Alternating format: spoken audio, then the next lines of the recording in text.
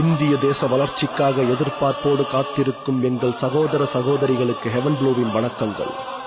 ஊழலுக்கு எதிராக யார் யாரோ நடத்திய போராட்டங்களை கண்டு மெய்சிலிர்த்த என் மக்களே, கருப்பு பணத்தை ஒழிக்க வேண்டும் என்று பல திரைப்படங்களை பார்த்து கைத்தட்டி விசிலடித்து என்ன படம்டா என்று உச்சி முகர்ந்த என் மக்களே, என்றோ நடந்த சுதந்திர போராட்டத்தை நினைத்து பெருமை கொண்டு மெய்சிலிர்த்த என் மக்களே, இதோ இன்று ஒரு சுதந்திர போராட்டத்தை நாம் போராட வேண்டியுள்ளது.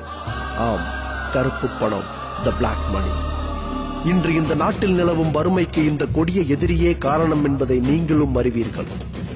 இந்த எதிரியை ஒடுக்க நம் பாரத பிரதமர் நரேந்திர மோடி அவர்கள் எடுத்திருக்கும் முதல் முயற்சியே இந்த 500 ரூபாய் 1000 ரூபாய் நோட்டு தடை செய்தது. அவர் நம்மிடம் 50 நாட்கள் அவகாசம் கேட்கிறார். நீங்கள் படும் சிரமத்திற்கு பொறுப்பேற்கிறார். இந்த சுதந்திர போராட்டத்தில் ரத்தம் சிந்த தேவையில்லை, உயிர் பலி இருக்காது, உடைமைகள் பறிபோகாது. நம் உணவிற்காக உழைத்த எந்த ஒரு விவசாயியும் ஏடிஎம் வாசலில் இன்னும் வந்து நிற்கவில்லை.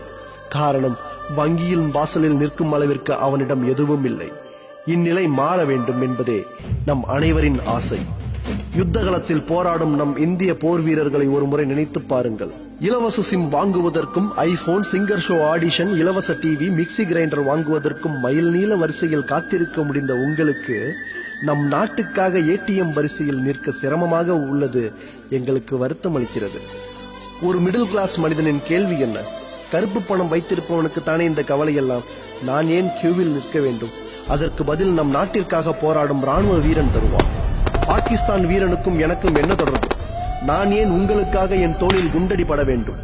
உணவுப் பொருட்கள், பெட்ரோல், டீசல், பால் என அனைத்தையும் வங்கியில் பணமுள்ள அனைவரும் டெபிட் கார்டு மூலம் பெற்று பயன்பெறலாம்.